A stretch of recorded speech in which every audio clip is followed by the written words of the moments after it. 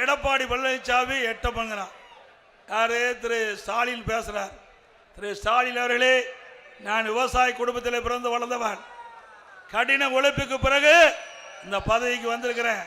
உங்களை போல செல்வ செழிப்பிலே வாழ்ந்தவன் அல்ல. விவசாயி என்று சொன்னால் எப்படி கடின உழைப்பு என்று இங்க இருக்கின்ற மக்களுக்கு நல்லா தெரியும். விவசாயி தொழிலாளி இரவு பகல் பார்க்க மாட்டாங்க, மழை வெயிலை பொருட்படுத்த மாட்டாங்க.